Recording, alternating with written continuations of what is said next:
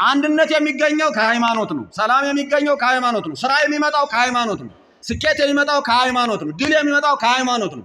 በሃይማኖት መጽናት የክንውን ምንጭ ነው፣ የስኬት ምንጭ ነው። ይሄን በጣም ወሳኝ ነገር ስለሆነ ወጣቶችን አንቀሳቅሱ፣ ሽማግሌዎች ከፊት ሁኑ። እግዚአብሔርን በመፍራት ያላችሁን በመስጠት በደስታ በመስጠት በጽናት በመታገል ሁልጊዜ በመገኘት የቤተ ክርስቲያንን ነገር ከኑሯችሁ ቅድሚያም በመስጠት ያ ህይወታችሁን አጥፍታችሁ ማለት አይደለም፣ ኑሯችሁን በትናችሁ ማለት አይደለም።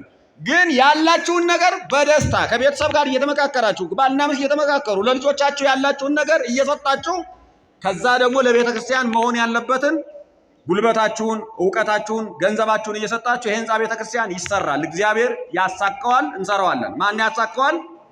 እግዚአብሔር ያሳካዋል። በዚህ አትጠራጠሩ።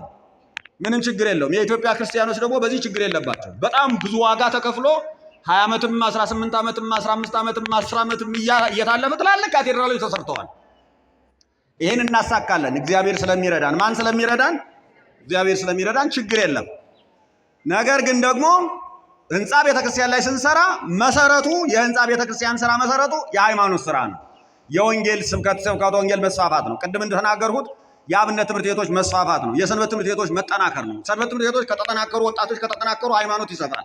ሃይማኖት ከሰፋ፣ ወጣቶች ከተጠናከሩ ደግሞ መጥተው ህንጻ ቤተክርስቲያኑን በደንብ ይሰሩታል። የነሱ ጉልበት በጣም ሀብት ነው። የነሱ ጊዜ ሀብት ነው። የነሱ ዕውቀት ሀብት ነው። የሽማግሌዎች ብልሃት ሀብት ነው። የካህናቱ አገልግሎት ሀብት ነው። የካህናቱ በረከት ሀብት ነው። እዚህ የሚጸለየው ጸሎት ሀብት ነው። ተያይዘን ነው የምንገነባው ማለት ነው። እግዚአብሔር በመንፈሳዊ ነገር የኛን ህይወት ይገነባል። እኛ ደግሞ ቤታችንን ሰርተን የእግዚአብሔርን ቤት ሰርተን የምንቆርብበትን፣ የምንጸልይበትን፣ ማህሌት የምንቆርበትን፣ ጥምቀት የምንጠመቅበትን፣ ፍታት የምንፈታበትን ቤት ሰርተን እግዚአብሔርን እናከብርበታለን፣ እኛም እንባረክበታለን።